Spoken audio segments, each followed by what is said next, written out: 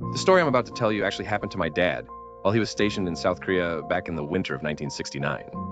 Anyway, here's his story. My dad had just finished a tour in Vietnam when he was stationed at Camp Casey in Dongdaecheon, South Korea. His job at Camp Casey was to patrol the DMZ, demilitarized zone, making sure the North Koreans didn't goad the Americans or South Koreans into another conflict.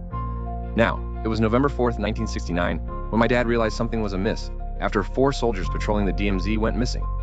Now, the higher-ups chalked it up to desertion as the Vietnam War was brewing. That was until several more soldiers went missing while out on patrol.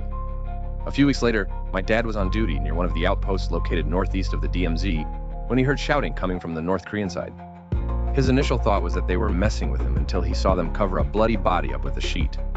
As he watched them cover the body, he could hear something behind him growl, low and guttural like no animal he'd heard before. He grew up in the woods of Lancaster County, Pennsylvania. Later, my dad reported what he witnessed to his superiors, purposely omitting the part about the sound he heard. Eventually, though, they cordoned off that part of the DMZ after 8 more soldiers went missing. The U.S. Army decided then to send in some specialists to, as they put it, remedy the situation. A 12-man team was assembled and sent in to investigate. Of course, my dad was ordered to assist them because he spoke Korean. My dad and his team reached the spot around 6 p.m., which was located in a more secluded area of the DMZ, and set up camp, where they each agreed to take turns standing guard for several hours. When it was finally my dad's turn, he got all his gear together and began to patrol the area near the camp. It was very chilly that night, so he decided to have a cigarette, hoping it would keep him warm. As he stood there smoking his cigarette, he heard a rustling sound from behind him. Turning around, he caught a glimpse of something tall, and he drew his weapon. "Who's there?" he shouted, but was met with only silence. "If you don't show yourself now, I'm going to shoot," he shouted again. This time he heard it, a low guttural growl, the same one he heard several weeks before. Scared out of his mind, he began shooting at the thing and missed as it moved towards him at a rapid speed, like the predator. He shouted for all the men in camp to wake up.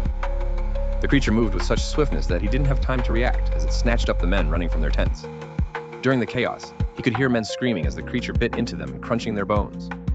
It was at this point he decided it was his best bet to hide under a body he spotted near an overgrown path, who he recognized as Sergeant Miller, and play dead. As he lay there still as a rock, the creature approached him and began sniffing at Miller's body. He prayed to God to keep him safe. After 10 minutes, it eventually gave up and my dad knew he'd be okay. A few weeks later, he filed a report and learned that 3 other men survived the attack. Later on, he learned that a woman, distraught over her daughter's murder by a U.S. soldier, sought out a shaman to seek vengeance on him, and in the process, released something ancient. He also found out much later that all the soldiers who vanished while patrolling the DMZ were involved in the woman's murder. To this day, 50 years later, my dad is still haunted by what he saw and will never step foot in Korea again.